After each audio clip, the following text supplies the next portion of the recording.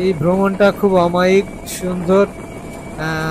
ঢাকা থেকে বাড়ির উদ্দেশ্যে আসা দারুণ এক অভিজ্ঞতা। কালনা সেতু অতিক্রম করছি, আস্তে আস্তে ধীর গতিতে যাচ্ছে ছুটে আমাদের পঙ্খিরাজ গাড়িটা। কালনা সেতুর সাইডে যে মধুমতি যে নদীটা, মধুমতি নদীরও কিছু অংশটা দেখিয়ে দিলাম, দেখতে থাকুন। এইবার আমরা আস্তে আস্তে করে মধুমতি কালনা সেতু থেকে নেমে পড়বো আমাদের লক্ষ্মীপাশা লোহাগাড়া রাস্তায়। লোহাগাড়া রাস্তা নেমে পড়বো সামনে। এখনো নামিনি, আরো একটু সময় লাগবে, গাড়িটা আস্তে আস্তে চলছে। অবশেষে চলে এলাম আমাদের মধুমতি কালনা সেতু পার হয়ে আমাদের এপার লোহাগাড়া উপজেলার এরিয়ায়। এই যে একটু ধৈর্য ধরে দেখতে থাকুন, সামনে এগোলেই লোহাগাড়া।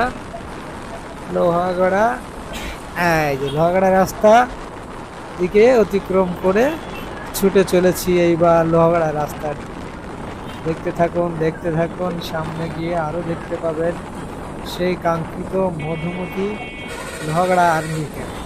একটু সামনে আগালেই আমাদের মধুমতি লোহাগাড়া আর্মি ক্যাম্প দেখতে পাবেন। রাস্তা দিয়ে ছুটে চলছে, রাস্তার দুপাশ দিয়ে এই যে চলে এসছি সেই কাঙ্ক্ষিত মধুমতি। একটু জুম করে দেখানোর চেষ্টা করব মধুমতি লোহাগাড়া আর্মি ক্যাম্প। সামান্য একটু দেখানোর চেষ্টা করলাম, ও যে একটু দেখা যায়। গাড়ি থেকে ভিডিও করা খুবই কষ্টসাধ্য, রানিং ভিডিও। এবার আমাদের লোহাগাড়া সিএমবি রাস্তা পার হয়ে সেই কাঙ্ক্ষিত ব্রিজ, লোহাগাড়া ব্রিজ, নবগঙ্গা নদী। আমাদের সেই নবগঙ্গা নদীর উপরের এই যে কচুরিপানায় ভরপুর আমাদের নবগঙ্গা নদী। লোহাগাড়া ব্রিজ অতিক্রম করে আমরা আমাদের সেই লক্ষ্মীপাশা বাস স্ট্যান্ড এসে পৌঁছে যাব। একটু ওয়েট করতে হবে। ছুটে চলছে আমাদের পঙ্খিরাজ গাড়িটা, ছুটে চলছে চলছে। এই যে অবশেষে লক্ষ্মীপাশা বাজার বাস স্ট্যান্ড। এখান থেকে একটু সামনে এগোলেই সোজা পশ্চিম দিকে নড়াইল ডিস্ট্রিক্ট শহর, এবং ওখান থেকে সোজা যশোর বেনাপোল রোড সামনের দিকে পুরোটা চলে গেছে। এই যে সামনে দেখা যাচ্ছে কিছু নেম প্লেট, উপরে মাইল ফলক লেখা আছে, উপরে ওই যে দেখা যাচ্ছে সোজা পশ্চিম দিকে নড়াইল ডিস্ট্রিক্ট শহর, এবং এই সোজাটা গেলেই সামনে বেনাপোল। আর আমরা বামে গিয়ে একটু বামে আমাদের দিঘলিয়া রাস্তা, এই দিঘলিয়া রাস্তায় ছুটে চলবো। এখান থেকে গেলেই আমাদের দিঘলিয়া অতিক্রম করব। একটু পরে আমরা দিঘলিয়া রাস্তায় ঢুকে যাব। এই যে ঘুরছে ঘুরছে তো ঘুরছে, একটু বামে মোড় ঘুরলেই চলে এসছি দিঘলিয়া রাস্তায়। দিঘলিয়া রাস্তা থেকে আমরা একটা ছুটে চলেছে, আমরা একটা সিএনজি গাড়িতে করে ছুটে চলছি। অবশেষে আমরা চলে আসলাম দিঘলিয়া থেকে বাটিকা বাড়ি। বাটিকা বাড়ি থেকে ছুটে চলছি তো চলছি চরকুমড়ি। চরকুমড়ি থেকে চরকুমড়ির যে ফাঁকা রাস্তাটা, একটু সামনে এগোলেই ফাঁকা রাস্তা পেয়ে যাব।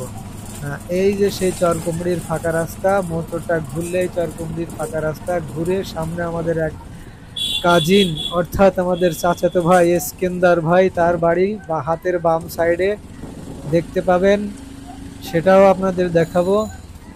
এই যে সামনে আমার কাজিন এসকেন্দার ভাই, তার বাড়ি অতিক্রম করে ছুটে চলছি। এর একটু সামনে গিয়েই ফাঁকা রাস্তার ভিতরে ছোট্ট একটা ব্রিজ, ব্রিজের বাম সাইডে যাইতে ডান সাইডে ওখানে আমাদের সেই প্রিয় আনসার ভাই, ভ্যান ড্রাইভার আনসার ভাইয়ের বাপ এখানে বাড়ি করেছিলেন। আনসার ভাইয়ের ভাব, এই যে সেই ব্রিজটা অতিক্রম করলাম, এর পাশেই আনসার ভাইদের বাড়ি। আনসার ভাইয়ের ভাই আর একটা পাগলা না কি যেন নাম ভুলে গেছি, ওনার বাড়ি। সে বাড়িটা অপেক্ষা করলাম। এখন এই যে পূর্বপাড়া অতিক্রম করে আমাদের বাজার, এই যে আমাদের বাজার। অবশেষে আমাদের খেলার মাঠ পেয়ে গেলাম সামনে, উত্তর দিকে আমাদের স্কুল মাঠ, স্কুল এবং খেলার মাঠ দেখতে পাচ্ছেন। এই যে রাজামশার মার্কেট, রাজামশার মার্কেট। অবশেষে সেই কাঙ্ক্ষিত আমাদের বাড়ি এসে পৌঁছে গেলাম। প্রিয় বন্ধুরা, শেষ পর্যন্ত আমাদের বাড়িতে পৌঁছে গেলাম। ওই যে বাড়ি ঢোকার অল্প একটু ছোট্ট রাস্তা দেখালাম, এই যে আমাদের বাড়ির ফ্রন্ট সাইড। এখানে এই ভিডিওটা শেষ করব।